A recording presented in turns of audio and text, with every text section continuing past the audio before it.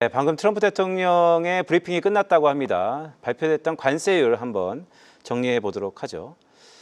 자, 보시면 베트남이 46% 여전히 좀 높은 상황에 있고요.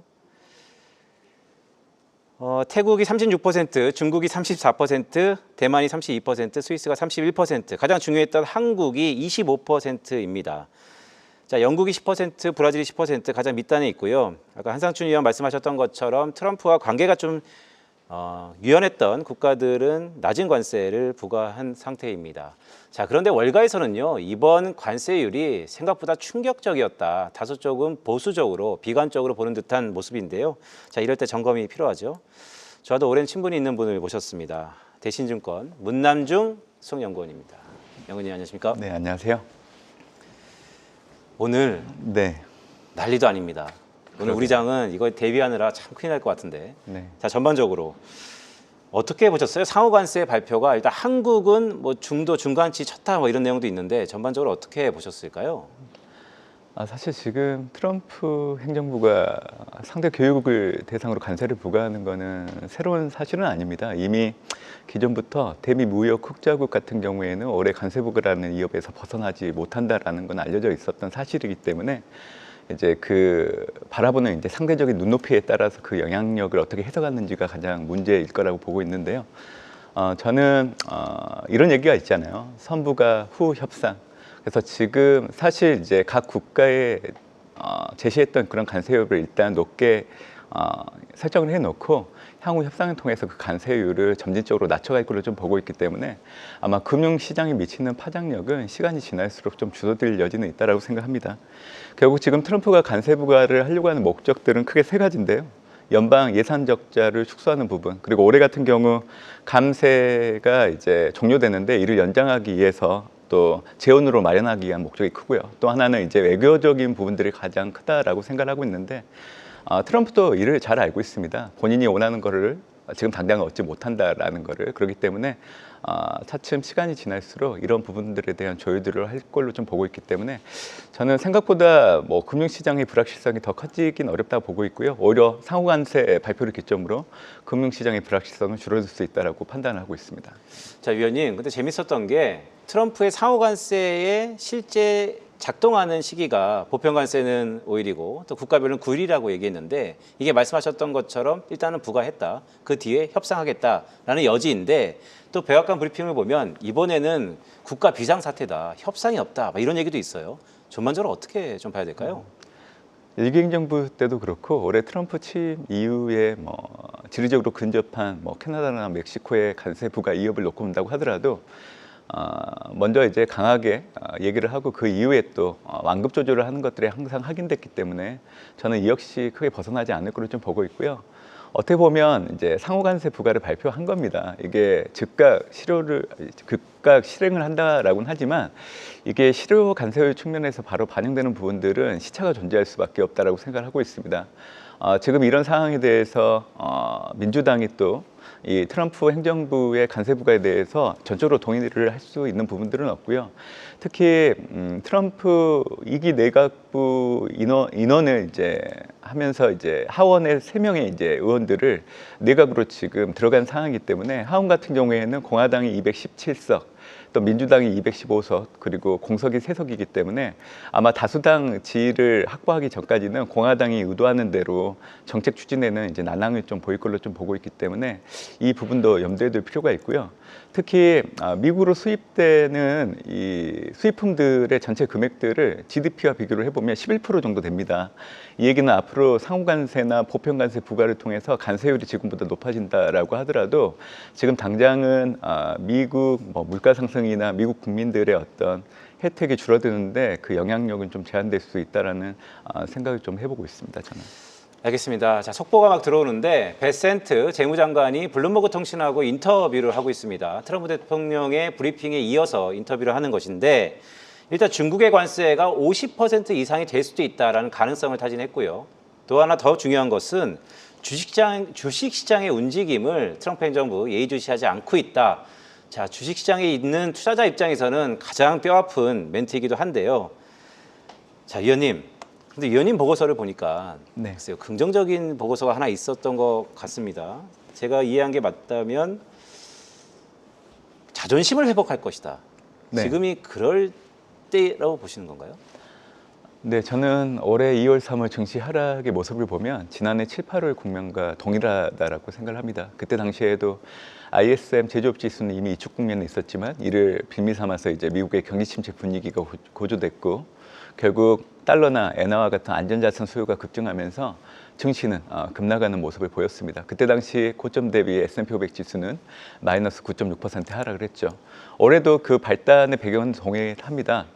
트럼프의 간세부가 향후 물가 상승 자극, 이로 인한 스태그플레이션 우려들이 자극되면서 이제 미국의 증시가 하락하는 모습이긴 했었는데 지금 미국의 심리 지표나 실물 지표를 확인한다라고 하더라도 견고한 미국 상황을 좀 보여주고 있기 때문에 저는 지난해 7, 8월 국면과 동일하게 4월 접어들게 되면 빠르게 낙폭을 회복할 여지가 상당히 높다라고 보고 있고 그 바탕에는 5가지 요인이 존재합니다. 먼저 얘기는 해드렸지만 심리 실물 지표 여전히 견고하다라는 부분 얘기해드리고 싶고 지금 이런 상황이라고 하면 이제 5월 FMC, 6월 FMC를 앞두고 시장에서는 다시금 금리 인하에 대한 기대감이 부각될 수 있는 부분들을 보셔야 될 것 같고요. 저는 트럼프 상무관세 부과를 기점으로 불확실성 해소를 좀 받아들였기 때문에 이 역시 긍정적인 요인으로 작용할 수 있다라고 얘기를 해드리고 있죠. 그리고 또 하나는 4월 되면 이제 미국의 1분기 어닝 시즌에 진입을 하게 되는데 미국은 지금 8개분기 연속 예상치보다 결과치가 훨씬 더 높게 나오는 상황이기 때문에 실적이 뒷받침되는 부분들을 좀 언급을 해드리고 싶고 올해 1분기 정도 놓고 본다고 하면 사실 AI에 대한 시장의 관심이 좀 줄어들긴 했었지만 올해부터는 이 AI 구현 목적을 놓고 봤을 때 학습용이 아니라 추론용이 가시화되는 시점이기 때문에 이렇게 된다라고 하면 하드웨어적인 부분에서는 ASIC와 FPGA 같은 주문형 반도체에 대한 수요가 늘어날 수 있고 또 AI의 전반적인 분위기가 하드웨어에서 소프트웨어로 옮겨갈 수 있다라고 하면 AI에 대한 붐이 재확산될 여지가 있기 때문에 이 5가지를 가지고 이제 4월부터는 어떻게 보면 그동안 전 세계 증시를 견인해 왔던 미국 증시가 다시금 또 이러한 모습으로 돌아갈 수 있다라고 판단을 하고 있습니다. 알겠습니다. 자, 오늘 트럼프 관세가 생각보다 관세율이 높았기 때문에 시장은 부정적이고 특히 빅테크들이 시간 내에서 급락하고 있는데 문단준 연구위원 얘기를 쭉 들어보니까 결국 주가는 어닝에 대한 프락시, 대리 변수이다라는 측면에서 미국 기업들이 돈을 벌고 있다라는 것도 또 한번 주목 포인트일 것 같습니다. 자, 시계를 글로벌로 넓혀볼까요? 일본 얘기 좀 해야 될 것 같습니다. 네. 오늘 일단 관세율은 트럼프에게 받아들이기로 24%입니다. 이것도 나중에 해석을 한번 해봐야 될 텐데 자동차 관세 부과에 따른 일본 상황은 어떨까요? 아마 이제 여러 상대 교육국 가운데 일본 자동차 산업 같은 경우에는 대미 수출 비중이 상당히 높기 때문에 이에 따른 타격이 상당히 크다라고 생각을 합니다.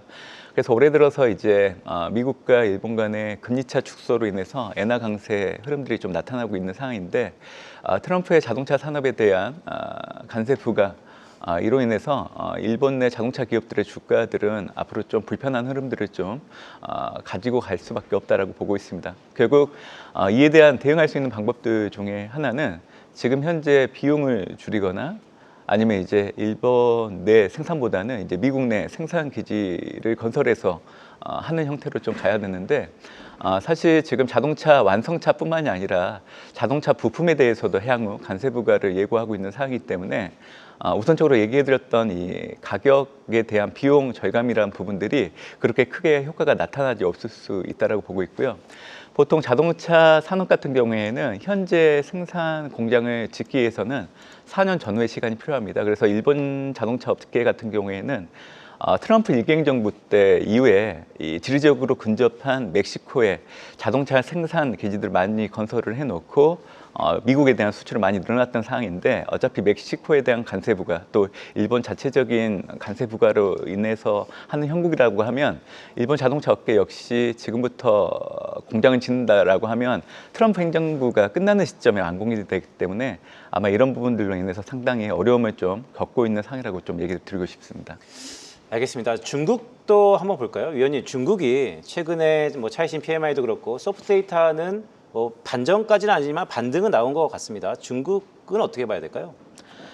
저는 딥시크 등장이 중국을 살렸다라고 생각을 하고 있고요. 이를 전적으로 배제한다라고 하면 개혁 개방 이후에 중국의 경제 성장은 토지와 부동산 정책에서 시작됐기 때문에 부동산 시장이 연속적으로 회복되지 않는다라고 하면 중국 경제 심리가 앞으로 좋아지기는 어렵다고 보고 있습니다. 그래서 저는 중국은 전적으로 딥시크 관련된 AI 관련된 산업, 특히 미국과의 경쟁 구도를 놓고 봤을 때 저비용, 고효율, 그리고 오픈형이라는 새로운 컨셉을 좀 가져가고 있는 상황이기 때문에 앞으로 이제 이 중국 경제 그리고 산업을 놓고 본다고 하면 차별화가 불가피하다라고 얘기해드리고 있고요. 제가 4월달 주목하고 있는 부분들은 결국 21일 중국의 기준금리라고 할 수 있는 LPR 인하가 5개월 만에 다시 단행될 수 있는지 여부가 상당히 중요하다라고 생각합니다. 중국이 그동안 적극적으로 완화 정책을 꺼내들지 못했던 이유들 중에 하나는 미국과 중국 간의 금리차 확대로 인해서 이하나 캐리 트레이드가 움직일 여지가 있기 때문에 그동안 금리 인하와 같은 적극적인 통화 정책을 하지 못했던 상황이고, 또 트럼프의 관세 부과가 불확실성으로 잠재한다라고 하면 사실 중국 입장에서는 대규모 경기 부양책을 빠르게 도입할 여지는 없습니다. 그렇기 때문에 만약에 21일 LPR 인하를 한다라고 하면 중국 정책 당국이 앞으로 대규모 부양 정책의 실행 시점을 앞으로 좀 앞당길 수 있다라는 것을 보여줄 수 있다라고 보고 있기 때문에 아마 중국 경제 심리, 중국 증시가 단기적인 기간 동안에는 좋아질 수 있는 그림으로 나갈 여지는 있다라고 생각을 하고 있습니다. 네, 중국의 LPR 금리가 시중금리 미디언 값인 이제 기준금리죠. 네, 네. 인하 여부도 주목하자라는 말씀을 주셨습니다. 자, 마지막 질문을 드려야 될 것 같은데요. 신흥국 증시 전반적으로 대중관세 조치로 뭔가 반사이익을 받을 수 있다라는 시각도 있을 것 같은데 어떻게 봐야 될까요?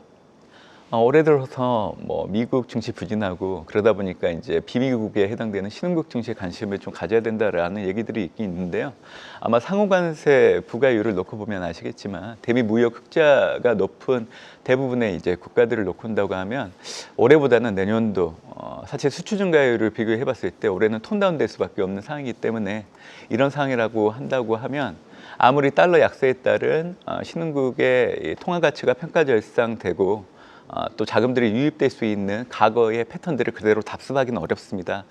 그렇기 때문에 올해 역시 신흥국보다는 선진국에 대한 관심을 더 높여야 되는 한 해라고 보고 있기 때문에 저는 지난해의 교훈을 꼭 생각을 하시면 좋을 것 같습니다. 작년에 이제 성장주 밸류가 크다 보니까 너무 비싼 거 아니라는 의견이 형성됐을 때 그동안 소외됐던 시크릿컷 업종이나 중소형주를 관심을 가져야 된다는 얘기들이 있었지만 일시적이었습니다. 그래서 저는 올해도 동일하게 신흥국이 그 전철을 밟아나갈 여지는 있다고 생각을 하고 있기 때문에 올해 역시 4월 이후부터는 미국이 다시금 글로벌 증시를 주도할 수 있는 하나의 축으로 올라설 여지가 상당히 크다라고 판단을 하고 있습니다. 알겠습니다. 자, 위원님 보내드리기 전에 마지막 질문 제가 하나 드리겠습니다.